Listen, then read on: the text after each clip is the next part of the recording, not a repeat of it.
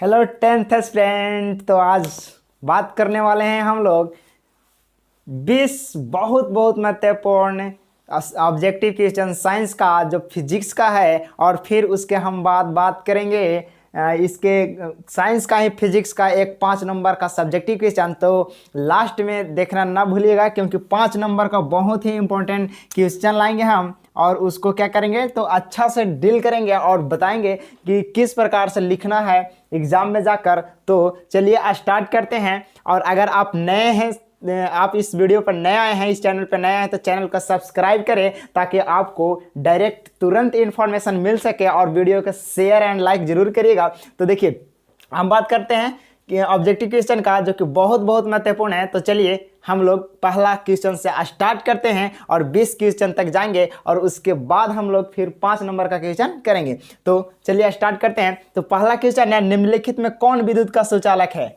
निम्नलिखित में कौन विद्युत का सुचालक है? साथ साथ में आप लोग भी आंसर कीजिएगा ताकि अच्छा लगेगा, ठीक है। तो निम्नलिखित में कौन विद्युत का सुचालक है? तो answer is correct C. Answer is correct C. Second number, ammeter से किसे मापा जाता है? जल्दी से आंसर कीजिए। एमीटर से किसे मापा जाता है? तो एमीटर से किसे मापा जाता है? आंसर कीजिए। धारा का। किसे? धारा का। ओके। एमीटर से किसे मापा जाता है? तो धारा का। दर्पण का सूत्र क्या है? तो दर्पण का सूत्र क्या है? तो 1/v + 1/u बराबर 1/f है। Answer is correct B. तीसरा का आंसर बी। 1/v + 1/u बराबर 1/f, और 1/v - 1/u बराबर 1/f किसका सूत्र होता है? तो लेंस का सूत्र होता है। किसका सूत्र होता है? लेंस का। प्लस वाला दर्पण का, माइनस वाला लेंस का, याद रखिएगा, ठीक है। इनमें कौन लेंस की क्षमता का सही मात्रक है? तो dioptre. Dioptre is correct answer. Dioptre C answer. 4 का सी आंसर। जूल किसका होता है?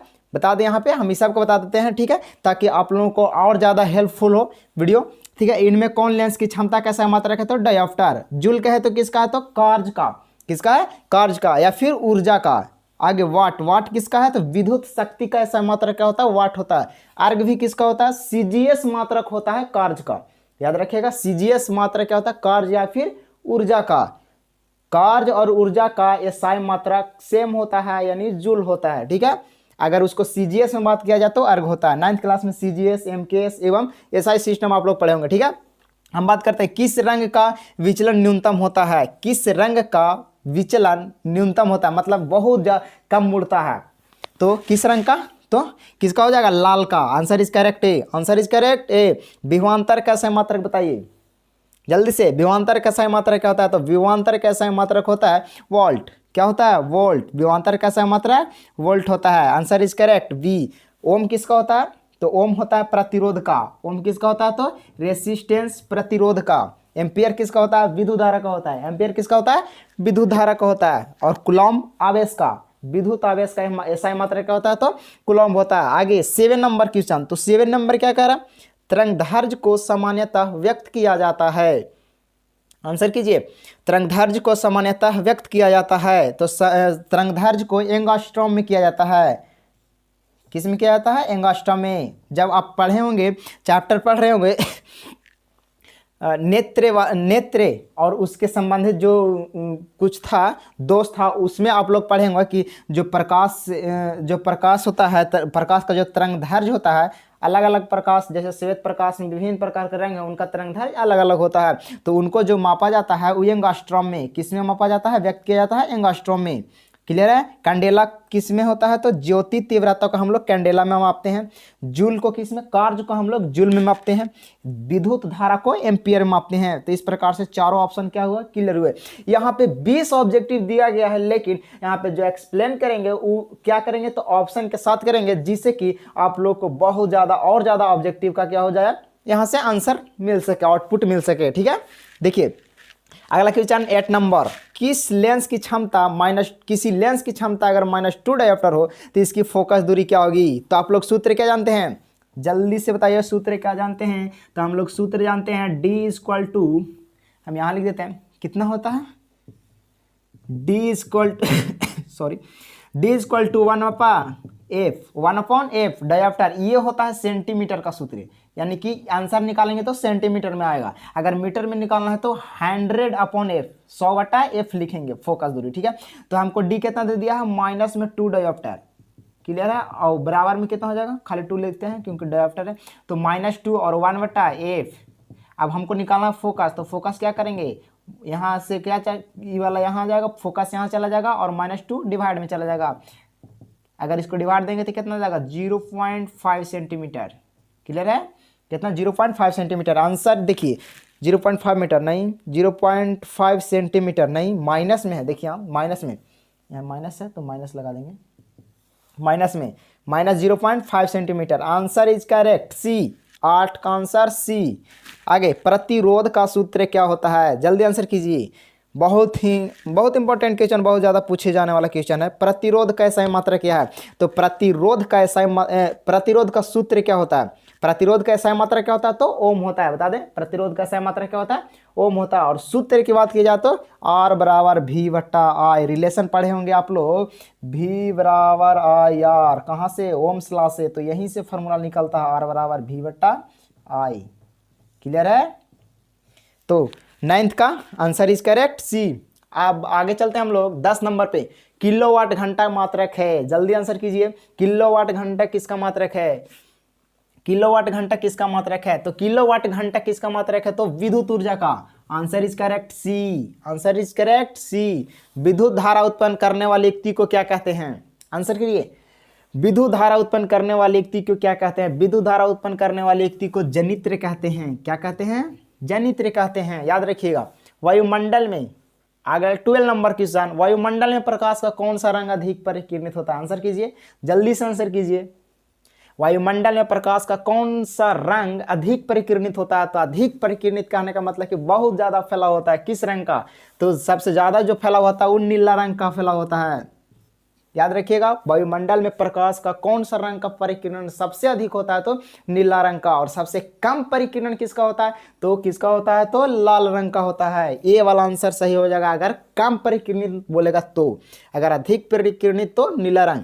आगे, विद्युत आवेश का SI मात्रा क्या है, विद्युत आवेश का SI मात्रा क्या है, आंसर कीजिए जल्दी से। विद्युत आवेश का SI मात्रा क्या है, तो विद्युत आवेश का SI मात्रक है कूलॉम। क्या है, कूलॉम।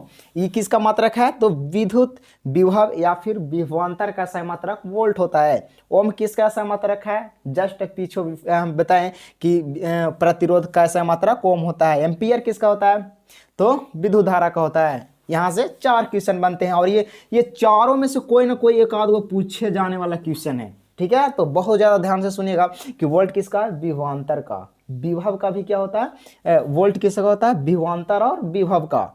ओम किसका होता है, प्रतिरोध का। एम्पियर किसका होता है, विद्युत धारा का। और कूलॉम किसका होता है, विद्युत आवेश का। क्लियर है।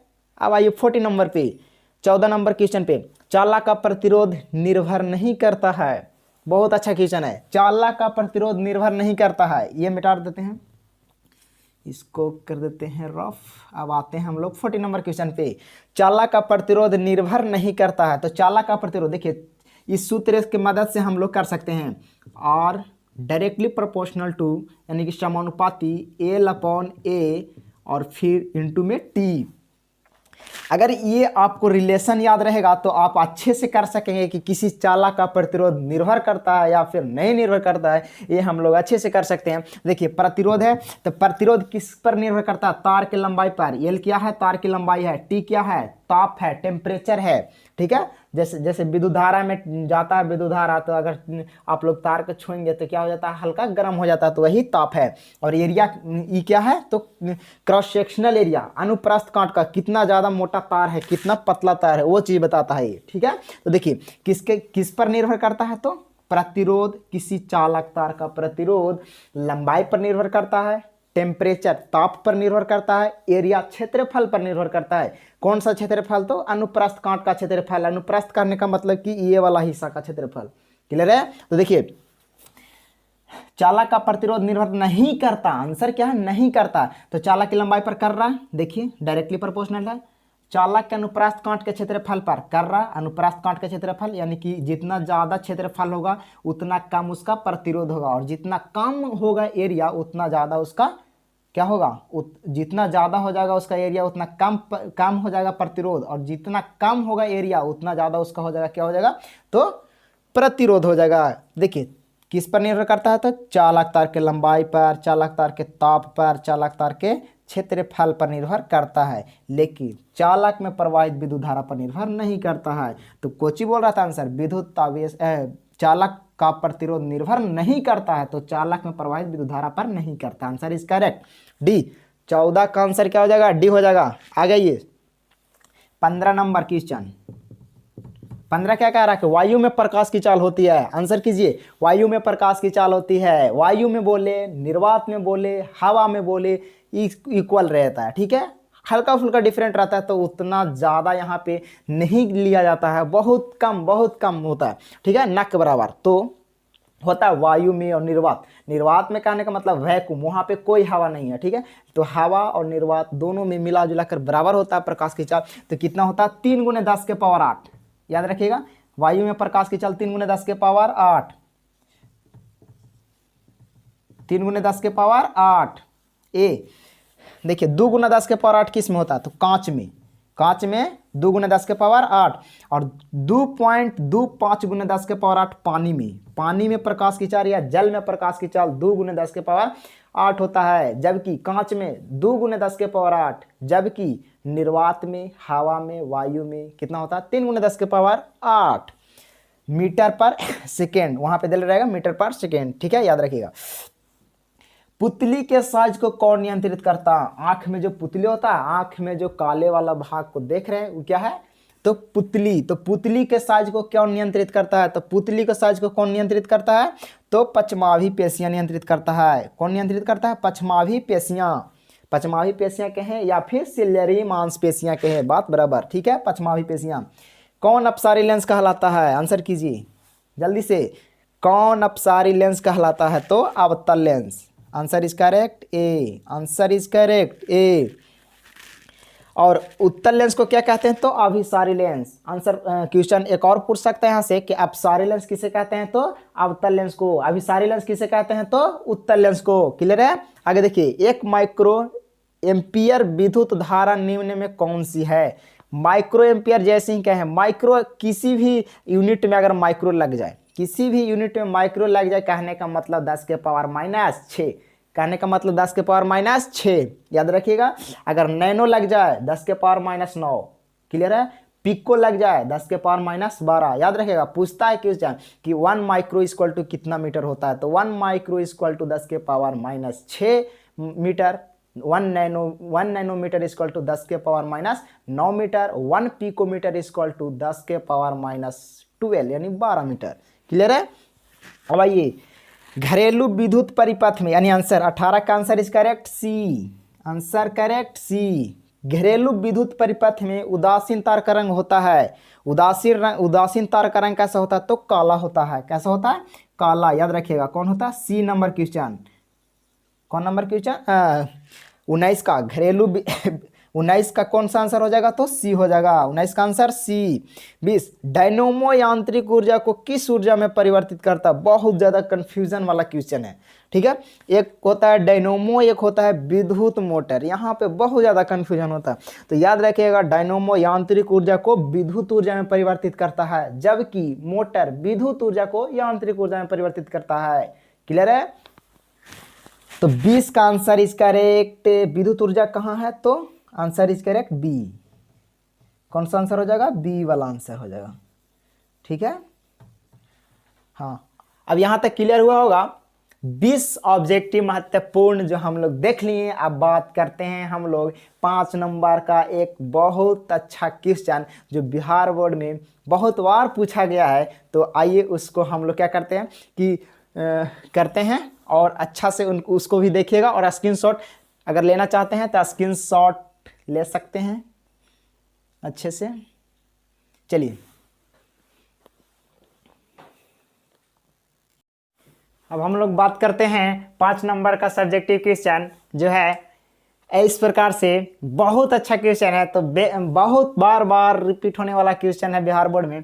तो क्वेश्चन है, ओम के नियम का अध्ययन के लिए एक विद्युत परिपथ खींचे, यानी किस प्रकार से उसका परिपथ होता है, उसका खींचना है, मतलब जैसे कुंजी लगाना है, एमीटर लगाना है, वोल्ट मीटर लगाना है, उसी परिपथ में उसको दिखाना है। और बी क्वेश्चन नंबर, ये तीनों को मिला करके 5 नंबर का दिया जाएगा। ठीक है, तो इन तीनों को बनाना पड़ेगा आप लोगों को। जैसे आप एगो के बनाते हैं तो उसमें आप लोग को जैसे ओम के नियम का अध्ययन के लिए एक विद्युत परिपथ, परिपथ के लिए आपको 1 नंबर दिया जाएगा, और बाकी ओम के नियम को लिखे तो इसके लिए 2 नंबर दिया जाएगा, यानी 2 और 3 कितना हो गया, 2 1 3, और बाकी 2 नंबर के लिए आपको ये वाला प्रश्न के लिए दिया जाएगा ओम के नियम को सत्यापित करने वाले भी आई ग्राफ, वोल्ट विभवांतर और विद्युत धारा ग्राफ को खींचे और इस ग्राफ की प्रकृति को लिखिए। ठीक है, तो हम बात करते हैं अब इसका आंसर के बारे में।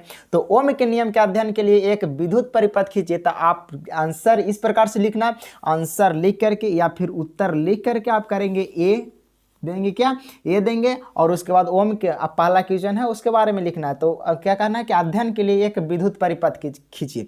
तो विद्युत परिपथ खींचने के लिए बहुत आसान सा तरीका, कुछ करना ही नहीं है इसमें, सिर्फ क्या करना है कि एक विद्युत परिपथ खींचना है। इस प्रकार से कुछ खींच देना है। देखिए ये आई दार है, यहाँ पे एक बैटरी लगा देना है, सेल क्या लगा देना है, तो यहाँ पे सेल लगा देना है। और जो सेल होगा, या फिर बोल सकते हैं सेल, परिवर्ती सेल कह देते हैं इसको, परिवर्ती सेल, क्योंकि ये विद्युत धारा क्या करेगा, जाएगा फिर आएगा, जाएगा फिर आएगा, इसीलिए इसका परिवर्ती सेल कहते हैं। ठीक है, तो यह परिवर्ती सेल हो गया। उसके बाद एक कुंजी लगा देंगे, क्या लगा देंगे, तो इस प्रकार से एक कुंजी लगा देंगे। यहाँ पे एमीटर लगा देंगे, यहाँ पे क्या लगा देंगे, एमीटर लगा देंगे। ठीक है, एमीटर लगा देंगे। उसके बाद फिर ये ऐसा कर देंगे, यहाँ से आई विद्युत धारा जा रहा है, यहाँ एक परिपथ लगा, प्रतिरोध लगा देंगे। ठीक है, क्या लगा देंगे, प्रतिरोध लगा देंगे। और यहाँ से कुछ करके 2 सिरों के बीच बिंदु लेंगे 2 को, और विभवांतर क्या करेंगे, लगा देंगे यहाँ पे वोल्ट मीटर। विभवांतर को किस मापते हैं, तो वोल्ट मीटर में, इसीलिए विभवांतर कुछ 2 सिरों का बीच का जो विभवांतर है उसे वोल्ट मीटर द्वारा मापा जाता है। तो कुछ इस प्रकार से लगा देंगे। इसको अब इंगित खाली कर देना यहाँ पे। ठीक है, जो जो आप यहाँ पे विद्युत परिपथ में यूज किए हैं उसको क्या करेंगे, तो इंगित कर देना है, संकेत दिखा देना है। तो यहाँ पे क्या चीज का संकेत है, तो कुंजी का, याद रहना चाहिए आपको, कुंजी का। ये है किसका, एमीटर, इस प्रकार से लिख दीजिएगा, एमीटर। एमीटर, ये क्या है, वोल्ट मीटर।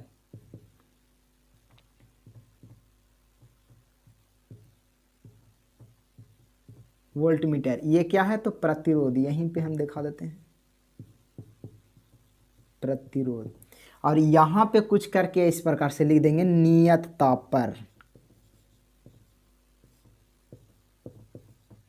क्योंकि ये जो परिपथ है वो किस पर काम करता है, ओम्स लॉ किस पर काम करता है, तो नियत ताप पर करता है। ठीक है, यानी कि उसका जो तापमान होना चाहिए वो एक कांस्टेंट होना चाहिए, मतलब किसी एक तापमान पर, जैसे 5 डिग्री सेल्सियस है तो 5 डिग्री सेल्सियस पर ही वो पूरा परिपथ में विद्युत धारा का प्रवाह होगा। तो देखिए पहला जो क्वेश्चन था, ओम के नियम के अध्ययन के लिए एक विद्युत परिपथ खींचे, तो इस प्रकार से हम लोग खींच सकते हैं। ये हुआ आपका ना सही। ठीक है, अब बी के लिए क्या करेंगे, अब दूसरा क्वेश्चन, ओम के नियम लिखे, तो ओम के नियम क्या कहता है, तो कहता है कि नियत ताप पर किसी चालक तार में प्रवाहित विद्युत धारा उसके सिरों के बीच लगाए गए विभवांतर के क्या होता है, समानुपाती होता है। आई रिपीट कि नियत ताप पर किसी चालक तार में प्रवाहित विद्युत धारा उसके सिरों के बीच लगाए गए विभवांतर के समानुपाती होता है। अर्थात आई समानुपाती भी, आई क्या है, विद्युत धारा है, एंड भी क्या है, तो विभवांतर है। अब फिर आगे चलेंगे तो यहाँ पे क्या होता है, प्रोपोर्शनलिटी, यानी समानुपाती चिन्ह को हटाने के लिए हम लोग बराबर में फिर एक नियतांक लेते हैं, 1/r, 1/r को लेते हैं, जहाँ पे लिख सकते हैं कि जहाँ क्या है, तो अर्थात जहाँ 1/r 1/r नियतांक है, जिसे चालक तार का प्रतिरोध कहते हैं, या जिसे चालक का प्रतिरोध कहते हैं। क्लियर है, इस प्रकार से एकदम लिखना सजा के, कुछ नहीं, पहला क्या करना है कि उसका आरेख खींचना है, विद्युत परिपथ का। उसके बाद लिखना है दूसरा क्वेश्चन है ओम के नियम की लिखो। तो ओम के नियम किसे कहते हैं? तो फिर से नियत ताप पर किसी चालक तार में प्रवाहित विद्युत धारा I उसके सिरों के बीच लगाए गए विभवांतर V के समानुपाती होता है, अर्थात I समानुपाती V। वहां से प्रोपोर्शनलिटी साइन को हटाने के लिए हम लोग क्या करते हैं? तो 1/R नियतांक लाते हैं, जो क्या है? तो किसी भी चालक का प्रतिरोध है। क्लियर है? आगे देखिए, अब आते हैं हम लोग की तीसरा सी नंबर। क्या कह रहा है कि ओम के नियम को सत्यापित करने वाले VI ग्राफ को क्या करें? खींचे और उस ग्राफ की प्रकृति को लिखें। तो देखिए कुछ इस प्रकार से ग्राफ होता है, कुछ करने बहुत आसान ग्राफ है। देखिए इस प्रकार से एक लेना है एक्स एक्सिस, इसको क्या बोलेंगे? एक्स एच, इसको बोलेंगे एक्स एच, और इसको क्या बोलेंगे? वाई एक्स, इसको क्या बोलेंगे? Y H. आप लोग जानते होंगे जो ऊर्ध्वाधर होता है, जो खड़ी रेखा होता है उसे वाई एक्स कहते हैं, और जो सुतल रेखा होता है उसे क्या कहते हैं? तो एक्स एच कहते हैं। क्लियर है? यानी कि पट रेखा को एक्स एच, खड़ी रेखा को वाई एक्स कहते हैं। देखिए तो एक्स अक्ष पर अब इसको इस प्रकार से दिखाना है कि एक्स अक्ष पर हम लोग को विभवांतर को लेना होता है, तथा वाई अक्ष पर किसको लेते हैं? तो विद्युत धारा I को लेते हैं। तो यहाँ पे इंगित करना होगा कि विभवांतर, ये चीज को आप लोग को याद रखना होगा कि विभवांतर का हम लोग कहाँ लें? तो एक्स अक्ष पर लें, और विद्युत धारा को कहाँ लें? तो वाई अक्ष पर। धारा, सिर्फ धारा लिख देते हैं, इससे आप लोग समझ जाइएगा, या फिर इस प्रकार से लिखेंगे तो वो समझ जाएगा। धारा का मतलब I माने विद्युत धारा। तो देखिए कुछ इस प्रकार से ग्राफ खिंचाता है कि जब एक्स अक्ष पर विभवांतर V, यहाँ विभवांतर का सिंबल क्या देंगे? V। तो विभवांतर को एक्स अक्ष पर तथा वाई अक्ष पर किसको लेते हैं? धारा को लेते हैं। तब कुछ इस प्रकार से ग्राफ खिंचाता है। देखिए कुछ इस प्रकार से ग्राफ खिंचाता है। देखिए यहाँ से सीधी रेखा, ऐसी एक सरल रेखा का ग्राफ होता है। तो एक यहाँ पे सरल रेखा का ग्राफ कहने का मतलब ये होता है, देखिए विभवांतर V को एक्स अक्ष पर तथा विद्युत धारा I को वाई अक्ष पर रखकर एक ग्राफ खींचते हैं, और ग्राफ खींचने के बाद जो एक सरल रेखा के रूप में होता है, किस रूप में होता है? तो एक सरल रेखा के रूप में होता है।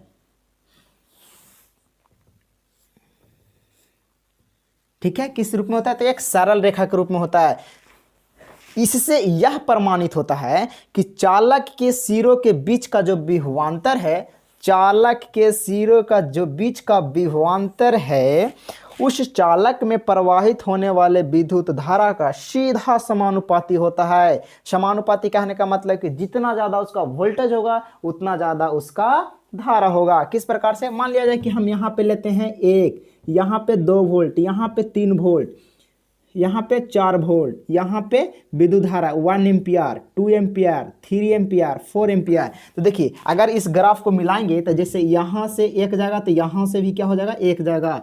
यहाँ से भी अगर एक लेते हैं तो यहाँ लेते हैं, यहाँ से भी क्या हो जाएगा? तो एक जगह। अगर यहाँ से हम लोग एक लेते हैं तो भी यहाँ से क्या जाएगा? तो एक जगह। तो देखिए यहाँ एन से विभवांतर की ओर अगर 1 वोल्ट लेते हैं तो 1 एम्पियर ऊपर, एक अगर 2 वोल्ट लेते हैं तो 2 एम्पियर ऊपर। इस प्रकार से समानुपाती किसे ही कहते हैं? विद्युत कर्मानुपाती का मतलब होता है कि एक चीज बढ़ रहा है तो दूसरा घट रहा है, एक चीज घट रहा है तो दूसरा बढ़ रहा है। परंतु समानुपाती कहने का मतलब ये होता है कि I बढ़ रहा है तो V भी बढ़ेगा, यानी कि जैसे जैसे विभवांतर बढ़ेगा वैसे वैसे विद्युत धारा बढ़ेगा। और यही कहता है ओम का नियम का सत्यापित, मतलब कि सत्यापित हम लोग इसी प्रकार से करते हैं कि विभवांतर V को एक्स अक्ष पर तथा विद्युत धारा I को वाई अक्ष पर जब लेते हैं और उसके लिए एक जब ग्राफ खींचते हैं तो एक सरल रेखा के रूप में होता है। तो सरल रेखा इससे यह साबित होता है कि जो सरल रेखा से यह साबित होता है कि विद्युत धारा जो है वो विभवांतर के क्या होता है? समानुपाती होता है। यानी चालक के सिरों के बीच लगाया गया जो विभवांतर है वो विद्युत धारा, चालक में प्रवाहित विद्युत धारा के क्या होता है? तो समानुपाती होता है। इस प्रकार से यह ओम का नियम सत्यापित होता है।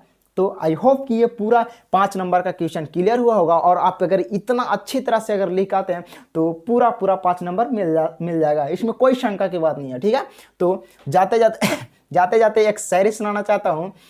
न वफा होगी न वफा की बात होगी, ना वफा होगी ना वफा की बात होगी, अब जिससे भी होगी यानी मोहब्बत वो एग्ज़ाम के बाद होगी। तो जाते जाते थैंक यू लिखना चाहता हूँ, ठीक है। तो घर पर रहें, अच्छे से पढ़ाई करते रहें, और 17 फरवरी से आप लोग का एग्ज़ाम है। तो आई होप इतने दिन में आप लोग बहुत कुछ पढ़ सकते हैं। और क्या करिएगा कि जितना भी हम बता रहे हैं उसको अच्छे से याद करने का प्रयास करिएगा, और याद कर लीजिएगा ज़्यादा से ज़्यादा हो सके कि जिस समय हम यहाँ पे डील कर रहे होते हैं उसी समय समझने का कोशिश करिएगा। और फिर क्या करेंगे कि आप चैनल को सब्सक्राइब कर लेंगे, ताकि मैं जितने भी वीडियो डालूंगा आज से लेकर के 17 फरवरी तक, तो आप लोग का डायरेक्ट इन्फॉर्मेशन तुरंत क्या अपडेट आप लोग को मिल सके, ठीक है। तो आप क्या करेंगे, चैनल को सब्सक्राइब करेंगे एंड शेयर करिएगा, ज़्यादा से ज़्यादा लोग जुड़ सकें और इस वीडियो का फ़ायदा उठा सकें, ठीक है। बहुत से बच्चों का हेल्पफुल होगा, इसलिए बहुत ज़्यादा से ज़्यादा शेयर एंड लाइक भी करेगा। अगर वीडियो अच्छी तरह से समझ में आ गया होगा तब लाइक तो एक बनता है, ठीक है। तो चलिए वीडियो करते हैं एंड, और यहाँ पे आप लोगों को अच्छी तरह से 5 नंबर का ये और हो गया 20 ऑब्जेक्टिव। और इसी तरह से हम रोज 17 फरवरी तक क्या करेंगे, रेगुलरिटी क्या करेंगे कि पहले आज फिजिक्स का ला दिए, कल केमिस्ट्री का ला देंगे, फिर उसमें इंक्लूड एक 5 नंबर का क्वेश्चन होगा। इसी प्रकार से करेंगे तो आप लोगों का 5 नंबर का क्वेश्चन बहुत अच्छा से हो सकेगा। और फिर हम क्या करेंगे कि कुछ दिन 5 नंबर का क्वेश्चन खत्म हो जाएगा, तो फिर हम लोग 2 नंबर का क्वेश्चन, एक नहीं 5 2 नंबर का क्वेश्चन करेंगे एक वीडियो में, ठीक है। तो आई होप यहाँ तक पूरा क्लियर हुआ होगा। तो चलते हैं, बाय बाय।